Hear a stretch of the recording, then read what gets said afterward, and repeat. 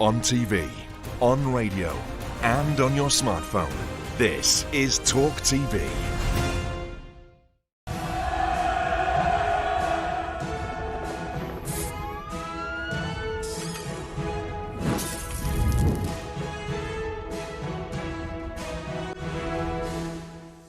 Good evening and welcome to the Independent Republic of Mike Graham. You're with Talk, we're on TV, we're on radio, we're online and we're on your smart speaker. Coming up, as millions face travel chaos this week, despite union train drivers enjoying pay bumps of up to 62% in recent years, we expose the fat cat salaries of the rail bosses who are jointly killing our railways. The White House has drawn up plans to retaliate against Iranian-backed militants in the Middle East following the drone attack that killed 3 American soldiers in Jordan. And green-focused councils around the country are accused of having a do as I say, not as I do attitude over their sky-high energy bills.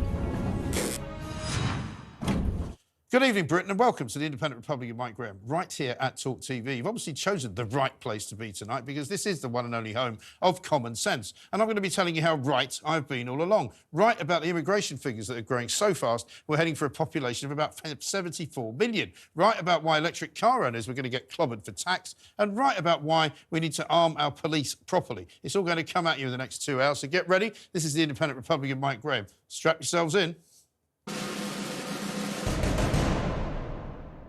So there's more travel chaos for millions this week as ASLEF train drivers have gone on strike again. But the fat cat rail bosses at these train operators received bonuses, unbelievably, of up to £1 million last year, despite being too scared to take on the hard left unions who were letting passengers down. On top of that, new laws brought in to minimise the impact of rail strikes were doomed to rail.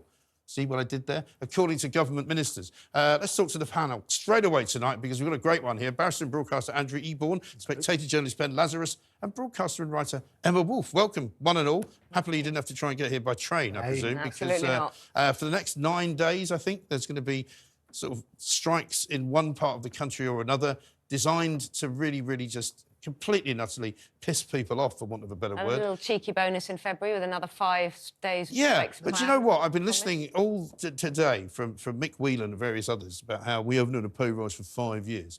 And it turns out, yeah, that may well be true. However, up until something like last year, they had an average train driver's salary increasing by 34% since 2012, the highest increases across 15 different operators, up 55%, up 62%. Salaries now averaging $60,000 a year, up from $44,000 10 years ago. So in the last 10 years, leading up to this latest argument, they've done pretty well. Yeah, and I think what I love about your show, Mike, is that you always shine more light and less heat. Let's do it. Let's have the facts. Yeah. What I find extraordinary, however, is why they're not imposing these minimum service levels. We've just had the new powers on the relevant people. 40% they're allowed, basically, they can say. And if they don't comply, they can get fines, the union, and also the unfair dismissal protection goes out the window. Yeah. So they should be a lot tougher, shouldn't they? Well, they should, but apparently LNER threatened to do this to their striking workers, and they said, right, if you do that, we'll strike for 5 days instead of 1. They're worried that, imposing these MSLs, these minimum things that you absorb. I know. Minimum service levels. I didn't know that was short for it, but I they know. were. IHA. I hate I know. Absolutely. Well, the government appeared to have bungled the issue as well, of course, of because course. they've been saying, I mean, Rishi Sunak's been out there saying he would expect them to impose the minimum service levels, but actually, can't really enforce it. It's not going to enforce it on the 4 Are there companies any laws that the this government can enforce? No, really not. They brought in the Strikes Act in November. Yeah. And they did that, in the face of opposition from Labour, from the unions. It was quite a tough bill to pass in the House of Lords. And that was supposed to bring in this rule that the trains would always run, effectively. 40% when they were striking. And the government don't seem to have enforced that whatsoever. The 18 train companies have just sort of done what they like, and the government seems too distracted worrying about vaping to... I know. They're also going to say it's not just about money. They're going to say it's about the way that the working conditions and so on. Well, the union guys are very smart. I mean, they're not stupid, and they're running rings around the government. And they'll talk about safety as well. Yes. They'll talk about safety rather than talking about the fact they want more money. Yeah. And the thing is, of course, we have to support the right of workers to form unions, to collectively withdraw their labour, but at what cost? Well, not in every case. But at what cost to the public? Because this is the public going about trying to get to work, trying to just go about their business, trying to get people... I know know, school children who can't get back from school. Yeah. You know, don't live A lot of school children take trains to get to school. Absolutely. And they will not be able to do so. And it's not just the general public, it's the knock-on effect, things like the hospitality industry. And they were saying today it's cost 350 million on top of the billions they've already Say lost. hospitality, hospitals hospitals and hospitality and all that sort of and, stuff. and sort of how many low-paid workers, you know, who on average salaries would have been really inconvenienced today, tremendous stress, nurses who might not be able to get to hospitals to treat patients, etc. And this is basically because the train drivers don't want to accept going from 60,000 a year to 65,000 a year. I mean, exactly. And they don't want to modernise either, and they keep insisting that they must have a secondary person on the train, you know, because people feel safe. It's all a load of old cobblers at the end of the day. Almost double the average salary in the country. Yeah, exactly right. Well, at the time when it was revealed how much of these increases had happened since 2012, they were actually beating inflation by quite some margin. You know, 62%, I think, up in pay from, you know, even when inflation was running at sort of 20%. So they were doing pretty well. But the thing is, you know, we've got chock full of lawyers in the Houses of Parliament, right? MPs, there's more lawyers than you can shake a stick at. They don't seem to know much about the law. They keep making laws that don't work. Or that cannot be sort of acted upon. It's crazy that we've got the law, as we say, to turn around and get these minimum service levels and they're not enforcing it. It's complete rubbish on that sort of basis. But what's also interesting is the general public, when the doctors went out on strike, the general public sometimes would support them and so on and so forth. I don't know anybody in the general public who is supporting the train drivers' strikes. We were speaking earlier, so we should try and put their case. We thought We thought we'd try and come out and support the strikers, Mike, but it just didn't really. Well, I'm very glad. It didn't really work. I'm glad you didn't do that. Well, I mean, the doctors' strike, the last one, they didn't even bother having a picket line outside Guy's Hospital. They just didn't bother turning up, which is to your question about should people have the right to strike. But let's not give it all to the unions, because we've also got to blame the fat cats who are running these train companies, because the whole system is buggered, quite frankly. Arriva gave its top executive over £1 million in pay and perks in 2023. First Group's two top bosses shared bonuses of 1.3 million. Go Ahead's chief executive got a £540,000 boost to pay for what? You know, and these are companies who get huge subsidies. The train companies get something like 12 billion a year in subsidies. So, you know, we're coughing up only this country and this government and, you know, other governments before it could privatise something, but we still pay. Yeah, you're absolutely right. But the interesting thing is what it says in their employment contracts, because what's going to happen, you should make it conditional upon certain things. So strikes should be penalties and so on and so forth. You need to have, what they're doing is looking at performance-related pay. They will argue that actually some of these are European enterprises and they're making a lot of money. And if they're making a lot of money, then the bonus system in the employment contracts does exactly that. What they should do is tie it into the strikes as well, tie it into efficiency and targets, and then work on that basis. So it's performance-related pay, but the problem starts with the employment contract. Yeah, but these are all people that are based here, aren't they? These are not people who are running foreign railways. They might have a group. But sometimes the benefit is from the group. Yeah, but I don't think that Arriva's top executive has got anything to do with any other European rail company, and I don't think First Group either, because First Group is a company that operates purely and simply in Britain, and it's just nonsense. It just sends the wrong signal, doesn't it? If you'd pardon the pun. Signal, I think we love the pun. And keep on track. It's worth pointing out too. I mean, we talked about percentage rises before with the drivers, but if you dig down into the data on the sort of salaries of the top bosses, those earning circa $1 million a year, these were like 30 to 60% raises on the previous year. Yeah, exactly. Really, and one of the things I've been hearing today all day is that an awful lot of train drivers have done well because they've been poached by other railway companies. Because it's cheaper to nick somebody from another railway company than it is to train somebody. There you go. So as usual, the great British practice of not bothering to train anybody to do any jobs means that we've got a shortage, presumably, of train drivers. If you notice the way it's been planned, these 9 days of 24-hour rolling strikes, really paralyses the country. Because one day you maybe can get to work, the next day you can't, the next day your kids can't, the next day you know, it really is. It's awful. And fewer and fewer people are using the railways, because there was I think it was a Ministry of Transport study that came out. Compared to pre-COVID levels, train travel is now down by something like 25 to 30%. Because a lot of people, and I'm one of them, just wouldn't use the train. You just can't trust it. If you can't let the train take the strain, it's a real I had to issue. go to the Edinburgh Festival last year for just a quick trip for one night only, and I flew because I was like, I can't take a chance on taking a train. Sitting on a platform all night. Not getting there. And the actual experience of travelling by rail is miserable. It's dirty, it's cold, it's always delayed. I mean, we're talking about these MSLs, which I quite like now. We're talking about these MSLs as though 40% is kind of like almost half the service. That probably means running just a couple of trains a day, you know, to get people... Well, anyone that I know that travels by train tells me that you turn up and it's a bit like the lottery. And particularly just even just commuter trains coming in trains be going where they from want. south and north of London, that, you know, you turn up at the station, they might have cancelled a train, it might be running. If it is a busy train, it might have been only reduced to half the size, so it's only got 4 carriages instead of 8, so you don't get to sit down, you're pressed up against people. I mean, it's horrendous. Sit down. And it's But not cheap either, No, is it? but it's okay, because remember, they've got the pillars in London Bridge Hmm. and places like that painted as rainbows. Yeah, that's good. So we know that it's all okay, particularly right? enjoy Because we that. know the rail companies are supporting polyamory, Yeah. demisexuals, LGBTQIA, X, Y, Z. My favourite, the aromantics. We talked about it a bit Aromantic. last night, which is Really basically important. somebody who has relationships with people but doesn't really love them. Oh, is that right? Which I call basically just a bastard. Yeah. That or marriage. You know, but- yeah, exactly. is It is nonsense. Let's have a look at one of their ASLEF blokes, though, because we've got ASLEF's executive committee member, Miles Colombini, talking to Talk TV today. See what he says. What we earn as train drivers and the terms and conditions of employment we enjoy should be something that other workers aspire to, not something that other workers are made to feel envious of. A miles a day makes not you work quite sure. better Right, play. I've heard Not that quite now sure what his point 7 is. times, Yeah. and I still don't understand No. what he's on about. I think he's saying we actually have quite good terms and conditions, and other people should want them as So opposed that's to. why we're on strike?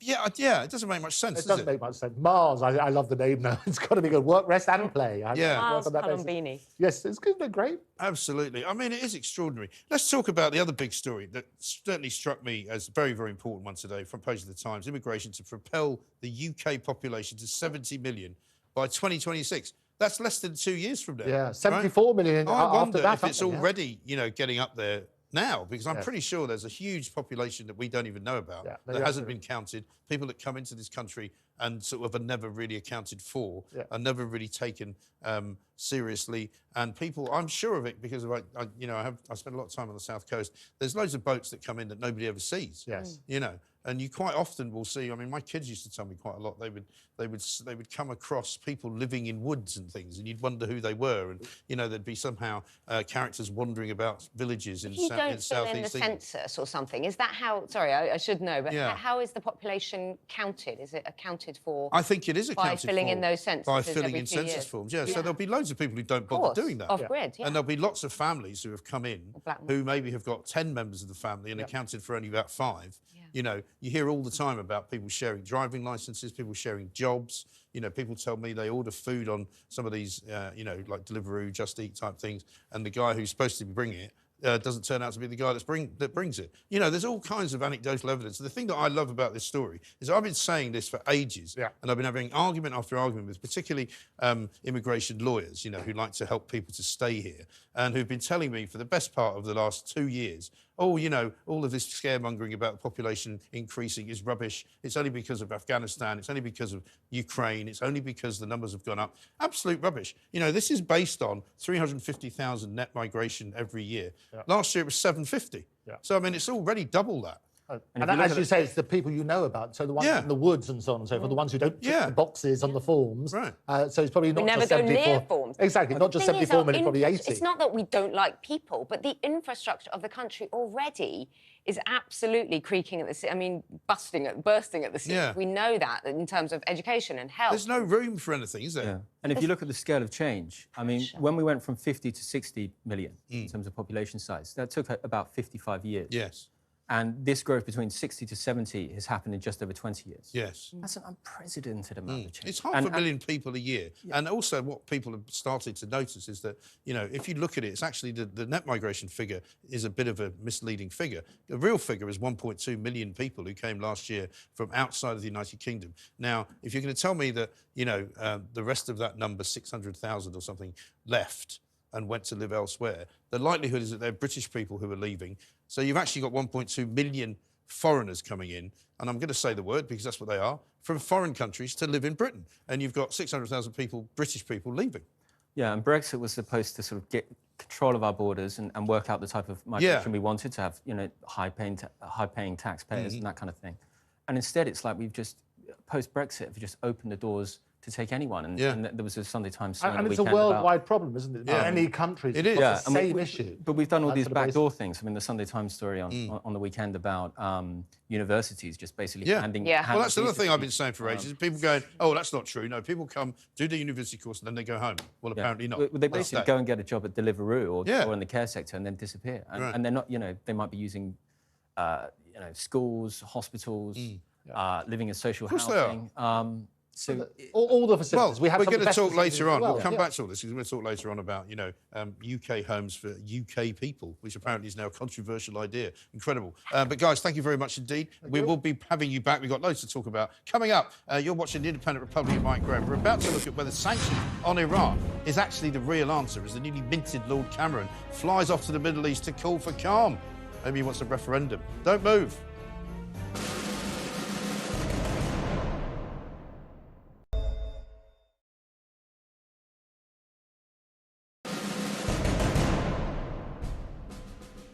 Now for one of the stupidest pieces of news I've ever seen. That is, after millions of pounds of research, scientists have discovered the moon is apparently shrinking. Yes, that white ball that has been in the sky since the building of the pyramids, the birth of Jesus, the sacking of Rome and the War of the Roses is apparently getting smaller. By how much, I hear you ask? Has it really shrunk in size since you first saw it as a child? Well, no. It shrunk about 45 metres in 100 million years. So it's not actually shrinking at all. It's all completely natural. Don't worry, you don't need to put on a mask. You don't need to buy emergency supplies of rice and toilet paper. This is not another shock development of the so-called climate crisis. The tides will still come in tomorrow, and they will continue doing so whilst there are people walking on this earth. So there. My panel's back with me. Delighted to be joined by Ben Lazarus, Emma Woolf, and Andrew Eborn. Climate change. Have you noticed the moon? Climate change. You know, as you get older, the policemen get younger. I mean, do you get older and you think the moon's getting smaller? I mean, I looked at it the other night and it was pretty full, and I think it was a wolf moon, funnily enough, I was told. Hey. So there's a plug for you. And somebody said, yeah, but there's a little tiny bit missing over on the sort of bottom left-hand side, which I couldn't see. Little corner of cheese is what something like that, yes. But I mean, we've sent so many people up to the moon in various different guises, and now they're telling us it's shrinking and there's moonquakes happening. So they're probably taking bits off. That's the problem, you see. They're They're souvenirs as they come back. So if you were hoping, I know you're a futurist, if you were hoping to go and live on the moon, it sounds a bit dangerous. It's a bit small, though, isn't it? I think it was 45 metres is lost. Like, where will I fit? Well, it's a bit of a nightmare. Well, it is. But, I mean, they may have to just abandon all of this work they're doing up there. Because, I mean, the plan would there not, to be some kind of colony on there? I think eventually they want to colonise Mars. I think that's See, the Mars is long-term more difficult, objective. too far away, and also very, very, very quite dusty, bad weather. Quite hot. And he gives terrible interviews talking about the strikes, doesn't he, on Mars? So you're still talking about him, yeah. You were very impressed with that name, I've never understood why, when we've messed up this Earth so badly, we want to go and do the same on the moon, on Mars. Can't we just leave things be? I mean, that's the whole show, isn't it? Who would you take with you? And who would you leave behind? We send up to start a new civilization. You wouldn't take Michelle Mone, would you? No. Hey. Oh, Mr. Michelle Mone. Now, here's a new development in their case, because she's been even this week, she's still been having a go at all sorts of people for sort of victimising her and, saying that they're all talking absolutely utter rubbish. He turned up in Spain today because apparently he's being investigated as part of some fraudulent tax scam. I mean, imagine my surprise when I thought, well, she hasn't mentioned this before. Has he been buying dodgy property on the... Well, we're not quite sure, but apparently, apparently it's a tax case, and the Spanish are quite hot on these things. They take a lot of footballers to court for tax, don't they, for unpaid tax, and they've discovered that he's been a part of some kind of tax scam. It's not clear precisely what they're accusing him of doing, but she wasn't with him today, and he was standing there in court, having to answer questions about what he'd done. Seems a bit unfair. He's been by her side throughout thick and thin. Yes. Trials and tribulations. She'll probably say that she didn't want to attract attention to him, so she was hoping that nobody would notice it was him. Yes. And it's a very fair Or something like that. I absolutely will stand up. I think it should be a new feature. World of Woke. Yes. And the world according to Mike Graham and all of that. I think the Moan update or the... Yeah.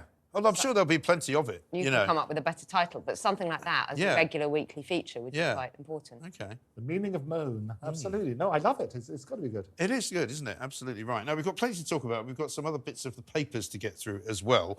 But shall we kick off with a 4-day working week in Germany? Isn't that good? We were always called the sick man of Europe because we didn't work as hard as everybody else. But the Germans, I think, actually have quite well sort of documented days off, and they have lots of...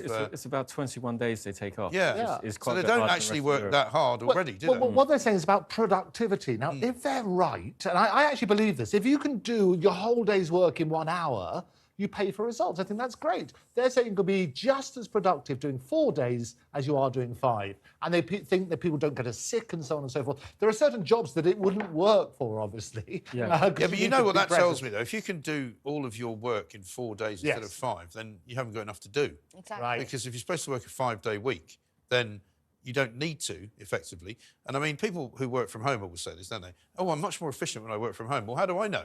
You know, I've only got your word for it. You're basically doing all your work in 2 hours and then, you know, taking them... And all the people who advocate for this 4-day week always say, oh, it's a far more efficient... Because they would say that, wouldn't they? Yeah. And I guess the question is that even if, say, their hourly productivity goes up, the actual loss of hours within the week by working 1 day might be might still outweigh that. Exactly. And there are certain things about people not being at work which are infuriating. Years ago when I used to be in newspapers, I had a secretary who went off and had a baby, and when she came back, she didn't want to work full time, so they split the job, and I had basically 2 secretaries, one that did 2.5 days, and the other one did the other 2.5 days. Right. And it was a nightmare because every time I'd ask one of them something, they never knew the answer because it was the other one that had done it, and I could never remember which one of them had done it.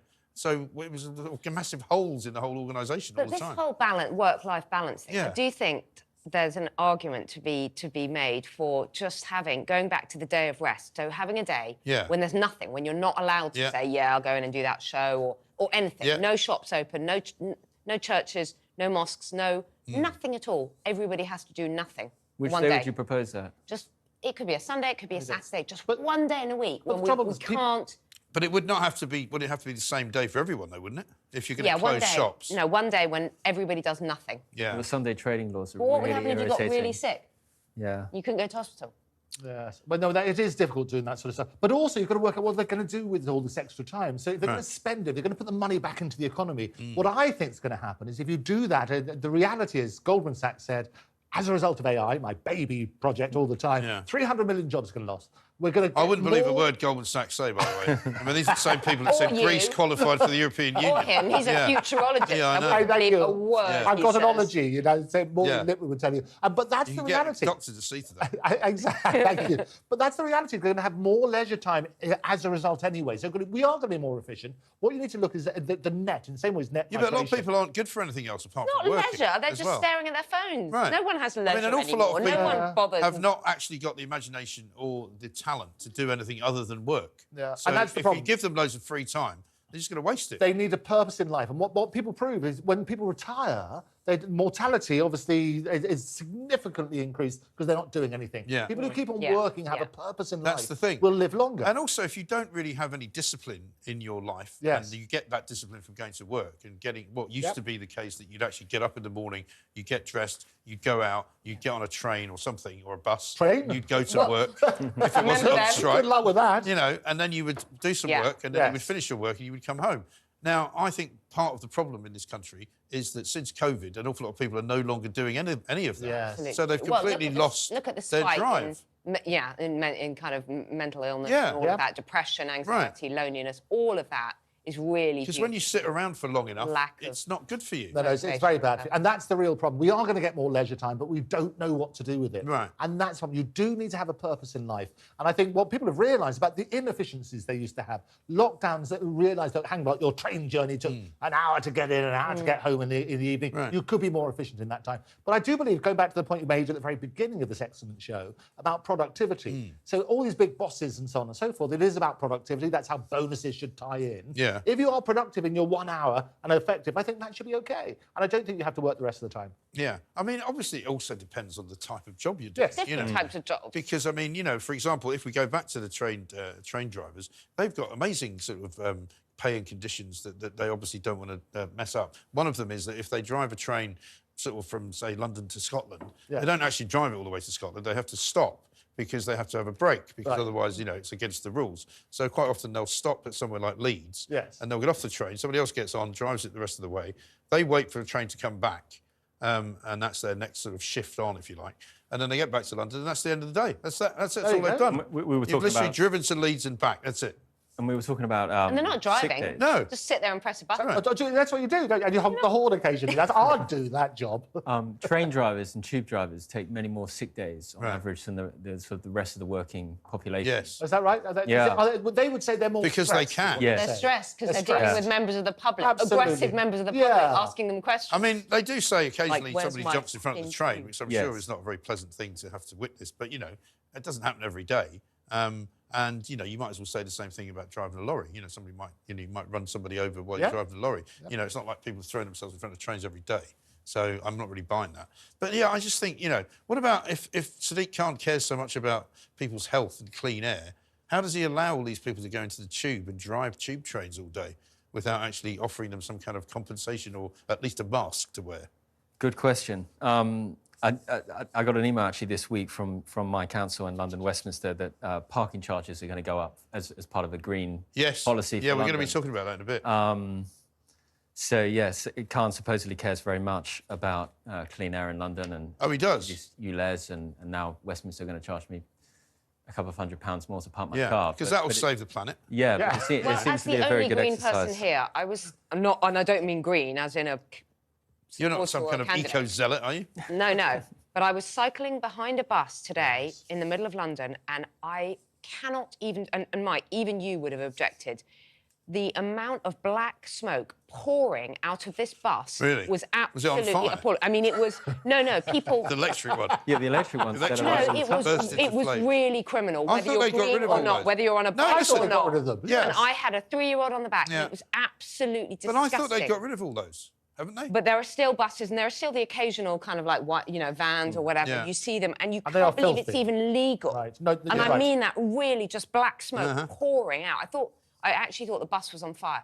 Why isn't Sadiq Khan making that They kind should of do. thing And illegal? it's not safe to cycle in London anyway, is it? I mean, you get not just the pollution, but cars and so on and so the forth. aggressiveness, Yeah, yeah. I mean, it's incredible. I mean, I wouldn't do it. I wouldn't do It it. is scary. It is scary. I bet it's very I'll scary. delegate you to be my bicycle person. Okay. You do it on my behalf. But no, Yeah, I mean, you're absolutely right. I mean, whenever, when you sit in the car and you can turn the, the external intake off. Yeah. So if you're going through a tunnel or something, you're circulating your own air. Right. But sometimes you can sit behind a car that's obviously quite an old car, Right. and it stinks, Yeah. But new cars, of course, don't. And that's the thing that annoys me the most, because if you've got a relatively new car, which is 2 or 3 years old, it's pretty clean, even if it's a diesel. Yeah. But they're determined to just. I was reading a thing today about Regent Street. They're going to pedestrianise Regent That's right, they're Street saying to that. make it into some kind of European paradise. Yes. Well, I want a bloody European paradise. This is London. So if I want to go and walk around, the Eiffel Tower and have a look at how nice it is because there aren't any cars there, great. But Regent Street is a road. It's got buses on it. It's got cars on it. And every time they pedestrianise an area, it never, it's never this sort of European idyll that they would imagine with street cafes and things. It's just kind of. But they've been introducing it. I mean, all that will happen is you won't get run over by anybody when you're running away from the knife mob that's trying to stab you to death while you've gone shopping at the You won't Apple be able store. to find a taxi or anything because you'll be Oh, running God, away no. from it. Well, there won't be any taxis because it's pedestrian only. Yes. And once you shut off one sort of major vessel in London, all you do is create congestion and traffic in another road. I know. Have you seen this story talking about exercise? Marathon runner carrying a fridge was mistaken for a burglar in Stevenage, was stopped and questioned by the police. Extraordinary picture. Do you remember that comedian? Yes. The best stories. Yeah. Do you remember Two that? things I'll never do: run a marathon and carry a fridge. Yes. Do you remember that? There was a comedian, wasn't there, who did a whole sort of series of shows based on the fact that he was carrying a fridge around Ireland, I think it was. Oh yeah. You remember? A good friend of mine, Tony Hawks. Tony, was it? Yeah, he was. Yeah, but he kind of dragged it. He pulled. Yeah, It was his funny, whole though. career actually was round Ireland with a fridge, Right. and then he did, beating the Moldovans at tennis, and he Right. took on the entire Moldovan tennis team and vowed to beat them. He did lots of funny things like that. But with the fridge, he had all these adventures because he was just walking around Ireland, dragging it on a little shopping trolley. Yeah. I once went on a golfing trip to Ireland and we picked up a pianist on the way. We went to this bar one night and this guy was tinkering around the piano and there was a guy, usual golfing trip, it was about 25, 30 people. And we had so much fun with this guy. He said, we're going to Killarney and around sort of the south part of the island. Do you fancy coming? He went, oh, yeah, sure. So we just paid him to come with us. So everywhere we went, we had this pianist, and it's great. And he played music as you went? Well, yeah, because You paid him. You had like a private musician with you. Yeah. Oh, brilliant. Isn't that the kind of thing that Henry VIII would have had? It was brilliant. Oh, I love it. And so, like, every pub, because all the Irish pubs have got pianos. Yes. So everywhere we went, this guy would just turn up and start playing the How piano. brilliant is that? It was amazing. Bring him on to do the theme tune for the show. You could, absolutely. So anyway, this guy, I don't know why he was carrying a fridge. He was training for a marathon. It was apparently really good to build his strength by carrying a fridge. Why a around. fridge? Well, I know, it's rubbish, isn't it? So unwieldy. I mean, really. But I think he kept his beers in the back as he sort of sit down and then you can take one for the road. I think. I never understand people that run marathons dressed up in No. like, as a pillar As a box, as rhino. a post box or Oh. whatever. You think you're going to run 26.2 miles and you're going to be dressed Yes, like that. I know. Yeah. I'm not a fan of marathons, I must admit. No, not Partly good for because the they close off so many bits They of London do. when they have a marathon. And again, I can't drive around on the streets when I paid to do so. What about Guinness? We're talking about Ireland. Apparently, Yes. Guinness is now surging. I'm sure this is just a PR Of course stunt. it is. 24% up. Whilst all the other They're alcohol saying that went down. young women are Absolutely. now drinking Guinness. I mean, it is 2024. I mean, why should you be surprised Is by it that? true with Guinness that 1 pint of Guinness has the same amount of calories and, you know, nutritional kind of heft as a full Sunday roast? Something like that. I'm not sure it's quite as much. It's got good vitamins in it. They used to say Packs a Guinness is punch. good I'm not for sure you it's or quite something. close to that, Yeah. but I know from when I used to do the morning show and I'd finish at 1 o'clock, if I was feeling a bit hungry and I ended up in the pub, 1 pint of Guinness, I wasn't hungry anymore. Yes, Yeah. I think it's got more filling stuff in it, Yeah. as you said, on that sort of We basis. need to check the caloric content, but I think it's about 2,000 calories or something. Yeah. 2,000 No, it can't calories? be. I'm told 125 calories per what? Per sip. 12 ounces. Oh, is What's that- 12 ounces? Okay. Okay. Is that like half a pint? Probably about Quick maths. 800 calories. Yeah. Probably about the same as a But it is roast good for you. And people used to drink it even when they were pregnant, I think, because was the dangers of alcohol. now. malty kind of They stuff. used to call Yeah. it mothering stout. didn't That's what they? they yeast did, and exactly, stuff didn't like they? that. So when people were, when they were pregnant, they used to have a recommending that. I mean, our neighbours, I know, and elderly neighbours, that's what they used to do. Obviously now Build with you up. alcohol, they used to build you up and that sort Yeah. of stuff. And so Never I- tasted extraordinary. Guinness. I have you to not? say, I haven't noticed people, young women in pubs drinking it No. particularly. It seems, Well, have. it does feel like it's a... I mean, that's the other sexist thing, isn't it? Because I mean, this will be the next they'll be saying, think? you know, oh, all these young women are drinking pints of beer. It's absolutely astonishing. Well, really, is it? I mean, why shouldn't they?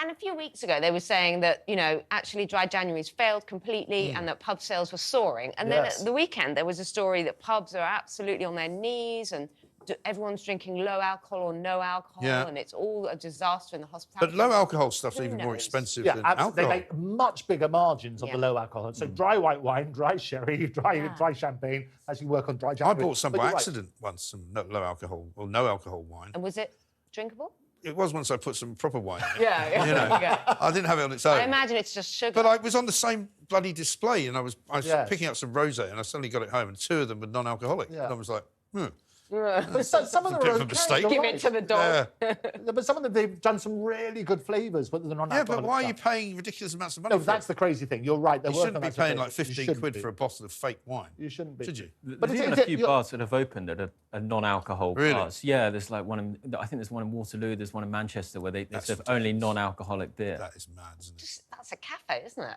Yeah, essentially. yeah. Exactly. Played chess in it or something like that. Nonsense. Anyway, we've got more to come. You're watching The Independent Republic of Mike Graham. Put your seatbelts on, because I'm taking you to the world of woke, where councils are trying to charge more, you've just heard, for parking a diesel SUV. Plus, we'll have tomorrow's stories from the papers. Do not move a muscle.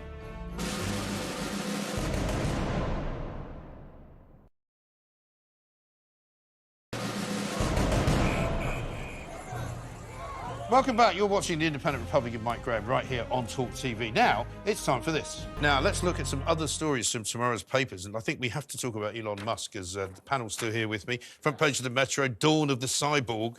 Musk puts first chip in human brain. I mean, there's a lot of jokes you could make about this, isn't there? It is brilliant news, though. Is it? I'll tell you why. It's about telepathy is what it's called. Right. And what they're doing, for people who at the moment can't speak, and so on and so forth, Yeah. it gives a chance they can get the relevant brain waves Right. where they can work out what you would have said. Yes. And also, you can move things, so you can control remote controls. And So this is essentially a medical aid, then? It's a medical aid, and there's a great case. So it just happened. I talked about it extensively a few weeks ago about a woman who's been in the world of silence for years of her Right. life.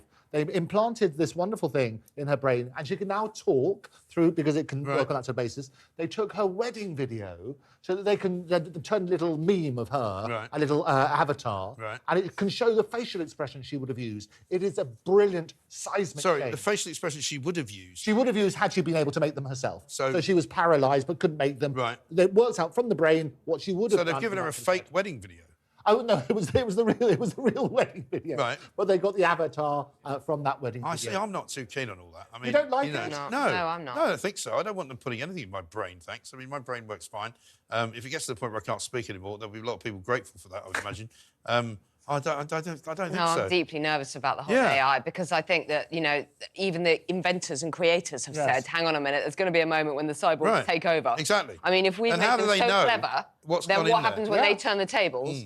And at that point, they've got all our data, all our records, all the things that we finally digitised. Exactly. And what if the chip sort of goes rogue and starts telling you to do things? Or what if Elon Musk starts programming the chips in your brain? Exactly. Well, it used to be the $6 million man. Do you remember Steve Austin? It's now the $44 billion man since he paid. That's what he paid. I don't want him anywhere near my brain. No, I'm a musketeer, though. I like Elon Musk. Twitter's bad enough. My goodness. He's got 10,000 electrodes designed to let people use devices by thinking instructions. Yeah. I mean, also, we're kind of getting it on the ground floor here. I think I'll wait a while until it's been developed for some time. Yeah, ironed out the... It starts to become, offered to everybody else. Front page of the Daily Mail, 10,000 pages of redacted emails in the Diana storm with Martin Bashir. Apparently, he blamed his non-white status at the BBC for the scandal over his Diana interview. This is an interesting story. He's claimed that racism led to professional jealousy, which was behind the row over the Panorama scoop. But, of course, he famously has been exposed as a man who told lies, who falsified documents, who paid people to falsify those documents to convince Diana that she should talk to him. Absolutely. And actually, what way he did it, he convinced her brother, Charles, by showing all these documents. And Charles then convinced Diana. And what happened, it was tragic, because she basically couldn't trust anybody in her life anymore. And so she died not trusting her closest friends as a result of this. Well, one of the reasons you could argue that she died was because she lost the royal protection, because she didn't want it, because she thought that even they were somehow spying on her. So she was allowed to kind of move away from that, because if she'd had royal protection that night, she would never have died, because they would never have let that happen. You know, shocking story. It is a shocking story. A couple of football stories. Front page of The Sun. Robbie Williams is going to buy Port Vale. Hurrah! Now, Port Vale, not a particularly salubrious club, he said, waiting for the inevitable brickbats from Port Vale fans. He's obviously always been a Port Vale fan, though, hasn't he? Yes. He's always talked them up. So that's great news, because we've Are seen they what happened. Stoke? Yeah, it's sort of excellent. outskirts of Stoke, That's great. That's a great part of the country, actually. It really is. Is that where you're from? No, I'm from London. Oh, OK. Well, it is a nice part of the country, and apparently he's hoping to build, I suppose, on Wrexham's success. Yes. Wrexham was bought by those two American celebrities, absolutely. actors, Yeah. and they've made a great thing with that. It mentions he's got backers. I mean, one of the things that seems to be quite in vogue at the moment is sort of big hedge funds using celebrities to sort of front their purchases of football clubs. Yeah. Because it's more popular than just another Dubai. Yeah, so it was, Birmingham used the, I can't think what the American sports star's called, but it's sort of like you put a celebrity sports star at the front of something. And it's not some faceless organisation. But it is behind the scenes, just a hedge fund. Yeah. But Wrexham, I think, is genuinely the two American. And what they have done that was for Wrexham. Elton John and Rod Stewart, they're really into their football, aren't they? They love it. Getting celebrities to do that, it increases the brand value of a sport. So well done, Robbie, I think. And he loves his football. He does love his football, he always plays quite a lot of football as well. The other big football story this week has been Marcus Rashford. Yes. He was on the front page of The Sun yesterday after his, I think, 12 or 13-hour bender on tequila in a Belfast nightclub. Piers Morgan's written a column today. Great piece by Piers. Piers' plea to troubled Rashford. You need Sir Alex to put an arm around you, but it's down to you to get a grip. Because he does appear to have gone slightly off the rails, isn't he? Yeah, I think there's a danger of making too big a thing of it. I mean, footballers always like to occasionally go out on the lash. Well, I like footballers to go out on the lash. Yeah. I mean, I'm quite a big fan. Although as a woman, you might say I'm probably being a bit over generous to him. Carl Walker is behaving exactly like a proper footballer should, having several children with different women. Well, I'd say more telling like everybody that wants to several ask, dozen children. Yeah. that he doesn't actually care about any of the women at all. There you go. Driving Didn't around mean a Rolls anything Royce to him. means nothing. I would prefer the Rashford that goes to a nightclub to the sanctimonious, let's have free school dinners for everybody, Marcus Rashford, to be honest. Well, you can get both. What I like is both. So you turn around and he can do that really good course. His school dinner thing is fantastic. When he's sober. When he's sober. And then go out on the lash to celebrate. Apparently, he's which broken of up us? with his long-term girlfriend, which might explain why he's a bit, fed up. And also, which of us has not been on a 12 or 13-hour bender? I'm not sure I've been on a 12 or 13 hour Not since I yesterday. bet you have. I bet you've been out in the old I days when probably we have. were young. No, when we were young, that thing where you go out for lunch and you come out and it's late at night. I've certainly been in restaurants where I've had lunch and dinner in the same place. Yes. And you've But probably I've never drunk not gone all to the way work. through. though. Yeah, but and I've always not gone all to the work. way That's through to different. breakfast. His problem is that he didn't turn up for the football match he was Yes. supposed to be playing in and claimed that he was ill. Yeah, Which is but a he bit probably did feel a bit rotten. I'm sure he did. But I mean, that's the point. If you're going to do it, you've got to still turn up And so play. Alex Yeah, would have yeah. kept you on the straight and narrow. And Yes. that's Piers' point, is you Yes. do need somebody who guides you. And the trouble with a lot of these footballers, they make a hell of a lot of money really quickly. And so often they're coming not necessarily from the richest families and so on and so forth. They don't know what to do with it. And we were talking about it earlier, about what do you do with your leisure time. If you've got so much money you can't spend all of it, you've got to keep That's that when they thrill of get something. to like gold-plated baths and just Yeah. Exactly. everything. Like, what do you do? Yeah, Just so gets that's why you need ridiculous. Sir Alex to keep 10 you million grounded. watches. Yeah, Absolutely 10 right. million watches. Oh, talking about figures, we should just figures. correct your Okay, thing. I'd like to make a public apology. Yes. I Yes. said that Guinness had about 2,000 calories. It's We've since checked. 200. 200. Before Ofcom 210 come for a after pint. us. 210 for a pint. Well, that's not 210 bad, is calories it? in a Yeah, pint. so it's better. So you can have 10 pints, and you can go with Marcus Rashford next time. Absolutely brilliant.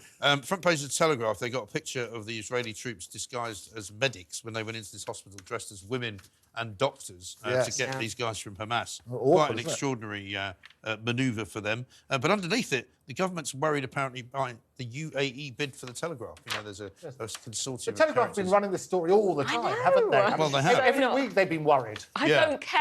I don't care who owns the Telegraph. Yeah, I know. They seem to Do be you? very bothered about who But they owns the do. Telegraph. I think Yeah. there's a mission here. It's in somewhere. no other papers. I mean, it's not as if they've posted ever in had Telegraph. some kind of, strange, unusual, reclusive brothers that sit on an island in the Channel who seem to control it at the moment. Yes. Nobody seems to be bothered about And it that. tends to be both. You own a newspaper and a football team, and that used to be the thing, didn't it? And Yes, that, and that a was pub. your glorious side. Yeah, absolutely right. Net migration to push population to 70 million. As we said, on the Times, Jeremy Hunt suggesting there isn't much room for big tax cuts. Yes. Well, he would say that, wouldn't he? Well, you would, and then you surprise people. Then he's they going to say, suddenly gonna come pull back." something out of the They've hat. had Rabbit some out of the bad hat. warnings from the IMF saying that they can't afford to Yeah. cut taxes. What's he So gonna they're- Triple they're- whammy, I gonna think do they with called them, it, by the the way? Independent. Yeah. Yes. What has it got to do with the IMF? Do you mind asking them? Do they mind butting out for a minute? Well, exactly. No, it might surprise you to know I've got a pint of Guinness here, Uh-huh. and I'm going to pour it, just as you ought to, right? Because Well, I've got one as well. I'm going to 210 see if I calories. can pour it 210 properly. calories. And that's all No, from me that's not tonight. even a You've been pint, watching is the Independent Republic of Mike Graham. Thank you to my guests. I'll see you all tomorrow at 9. Look at that head. Beautiful.